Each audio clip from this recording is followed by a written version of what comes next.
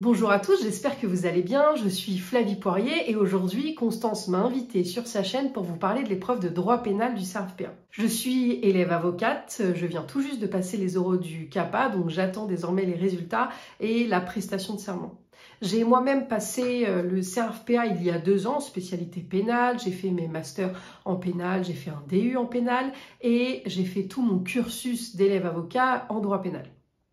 Évidemment, il ne s'agira pas là d'une correction, mais juste de vous dire, de vous donner des éléments de réponse, ce que moi, du moins, j'aurais mis dans ma copie si j'avais passé le CERFPA cette année. Évidemment, nous ne sommes pas dans le même contexte. Moi, je ne suis pas stressée là en vous parlant du sujet. J'ai aussi acquis sûrement de nouvelles connaissances durant ces 2 années. Et surtout, il n'y a pas le même enjeu et donc le même stress. Dans un premier temps, qu'est-ce que j'ai pensé de l'épreuve cette année? Alors encore une fois, mon avis est forcément biaisé puisque moi, je ne suis pas stressée. Je l'ai passé il y a 2 ans, j'ai acquis un petit peu plus d'expérience, etc. Ceci étant dit, j'ai trouvé que l'épreuve de pénal de cette année changeait par rapport à d'habitude, notamment car il n'y avait pas de questions sur l'application de la loi pénale dans le temps ou dans l'espace, ce qui est assez rare au CERFPA. J'ai trouvé que le sujet était accessible. Attention, accessible ne veut pas dire facile, mais il était accessible, bien que la répartition des points était délicate, puisque la plupart des points étaient attribués au cas pratique d'Hélène. Pour ce qui est du sujet maintenant, le premier cas, il s'agissait en fait d'un homme qui exposait son art. Cet homme est le fils PDG d'un groupe de pétrochimie et lors de cette exposition, une femme intervient. Une femme qui est sensible à l'écologie et qui veut revendiquer ses valeurs écologiques et ainsi elle saccage les œuvres d'art qu'exposait ce jeune homme, Bertrand. À l'issue, la police est intervenue et la femme s'est débattue, est partie. Le policier a tiré sur cette femme. Voilà les faits qui nous amènent sur ce premier cas. Vous aviez des questions relatives à ces faits. La première question, c'était selon vous, quelles sont les qualifications qui peuvent être retenues et les responsabilités encourues s'agissant des faits commis par Hélène et par le policier?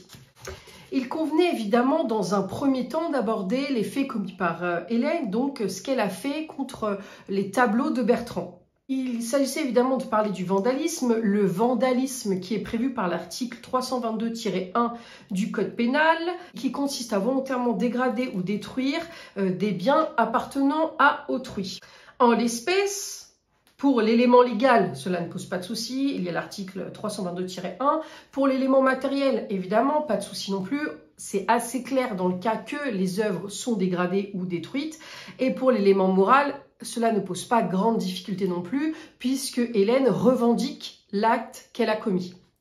Donc, il s'agissait de mettre en exergue ces éléments-là, également de parler de ce qu'elle encourait. Donc oui, sa responsabilité pénale peut être encourue, et donc on sait, en vertu du code pénal, que la destruction, la dégradation ou détérioration volontaire d'un bien appartenant à autrui est sanctionnée par une peine pouvant aller jusqu'à 2 ans d'emprisonnement et 30 000 € d'amende.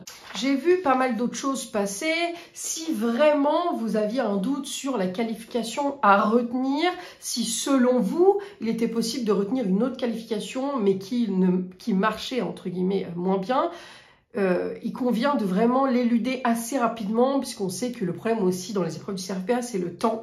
Donc faire une simple phrase pour dire dans un premier temps, on aurait pu envisager telle infraction, mais tel élément fait défaut, ainsi l'infraction n'est pas constituée et donc parler de l'infraction qui convenait de parler.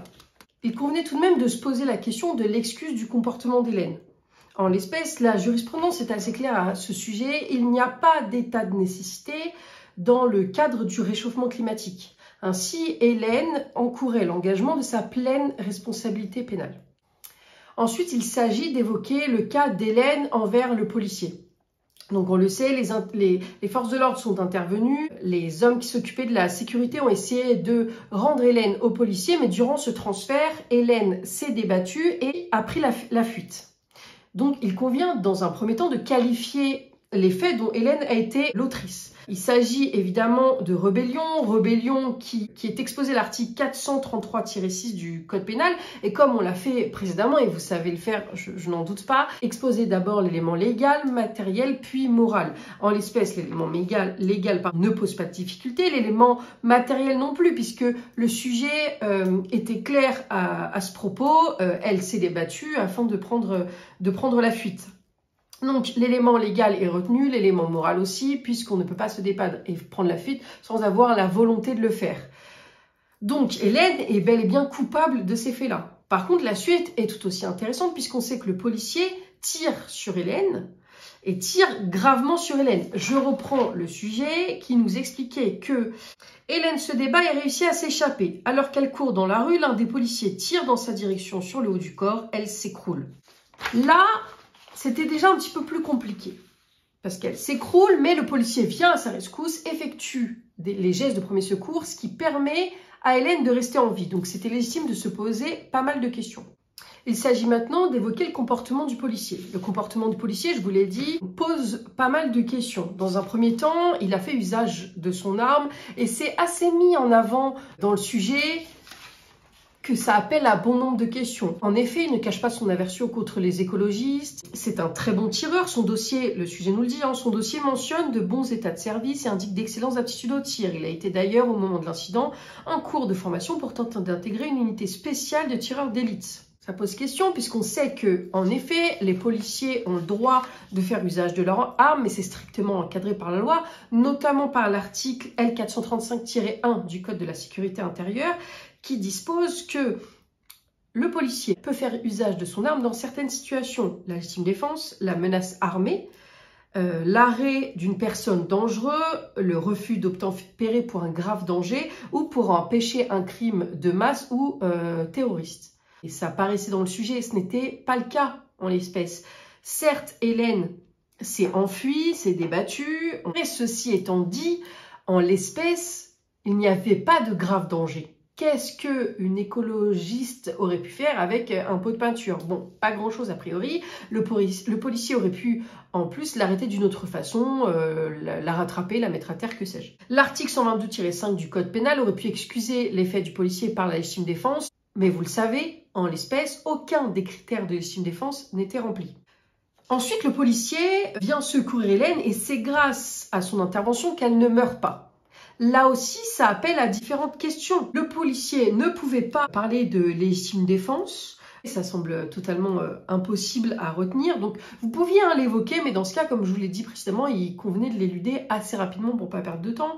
Est-ce qu'on pouvait faire valoir l'état de nécessité de l'article 122-7 du Code pénal? Non plus, puisque la fuite d'Hélène ne justifiait pas un tir potentiel et on sait que la réponse doit être proportionnée. Vient ensuite le sujet de la potentielle atténuation de la responsabilité pénale du policier puisqu'il est venu secourir Hélène et qu'on le sait, sans son intervention, Hélène serait décédée. Donc il convenait dans un premier temps de qualifier les faits commis par le policier. Selon moi, il convenait de qualifier ces agissements de violence volontaire avec arme par dépositaire de l'autorité public en vertu de l'article 222-8 du Code pénal et comme vous le faites à chaque fois, il convenait de faire une majeure, une mineure, d'exposer chacun des trois éléments. Donc l'élément légal pose pas de difficulté, l'élément matériel, pareil, cela ne posait pas de difficulté, c'était une personne dépositaire de l'autorité publique, elle l'a en effet tiré avec une arme et il y a eu des conséquences graves sur Hélène. Maintenant, ce qui posait aussi question, c'était l'élément moral.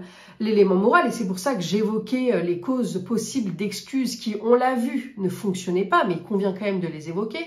Ce qui vous aidait en l'espèce, c'était le fait que sur son dossier, notamment, il détestait les écologistes et qu'il était très fort en tir. Donc on sait qu'il n'a pas pu se tromper, on a pu se dire il a eu un coup de haine contre l'écologiste en question et en plus de ça, il n'a pas pu se rater comme ceci alors que ce policier était à deux doigts d'entrer dans une section de tireurs d'élite. Donc ainsi, tous les éléments étaient caractérisés pour pouvoir poursuivre le policier et il convenait d'aborder les éléments d'excuse qui, pour eux, ne fonctionnaient pas. Pour ce qui est du fait que le policier ait sauvé Hélène, On peut parler du fait qu'il se soit repenti. Alors ça, c'est important au droit pénal, mais ça n'efface pas les faits qui ont été commis. Donc le tribunal, le juge pourra atténuer sa responsabilité, prendre son comportement comme une circonstance atténuante, mais ça ne l'exonère pas de sa responsabilité pénale pour autant. Par contre, ce qu'il convenait d'évoquer et qui était une chose importante, c'était le concours idéal d'infraction entre l'infraction de destruction et de rébellion commis par Hélène. Ça vous rapportait quelques points, je sais que ça peut paraître compliqué, mais il convenait d'en parler. Donc, le concours idéal d'infraction survient lorsque plusieurs infractions ont été commises par une même personne dans le cadre d'une même affaire, dans le cadre d'une même action ou d'une série d'actions. Il y avait un concours idéal d'infraction entre l'infraction de destruction de biens et l'infraction de rébellion contre policier. Ce qu'il s'agissait de faire, c'était de cumuler les peines qu'encourait Hélène, mais avec une limite, c'était la peine d'emprisonnement maximale. Donc, en cumulant les deux peines, la peine de prison d'Hélène ne pouvait pas dépasser celle proposée par l'infraction qui était la plus haute. En l'espèce, pour les faits de rébellion, Hélène encourait 1 an d'emprisonnement, alors que pour la destruction de biens, elle encourait 2 ans. Donc, la peine maximale qui pouvait être prononcée à son encontre était, pour ce qui est de la peine d'emprisonnement, de 2 ans. Pour ce qui est de la peine d'amende, 45 000 €, puisque pour le cumul des amendes, le cumul est effectif. Dernier cas à voir ensemble, c'est le suicide de Bertrand. Je ne vais pas y passer longtemps puisqu'en l'espèce, la question est vite élucidée. Il n'y a pas de caractère pénal au suicide de Bertrand, bien que vous pouviez faire une courte phrase pour dire que son suicide est un acte triste et malheureux. Ceci étant dit, il n'y a pas de provocation au suicide ou tout autre fait pénalement répréhensible. Voilà ce que j'aurais dit pour le sujet de droit pénal du CRFPA 2024. Je vous rappelle que ceci n'est pas une correction, mais simplement les éléments que moi j'aurais mis en avant pour ce sujet. Je vous remercie d'avoir regardé la vidéo. Je vous laisse mettre en commentaire si vous avez d'éventuelles questions. Je me ferai un plaisir d'y répondre et je vous invite à me suivre sur mon compte Instagram, Flavie Poirier-du-bas.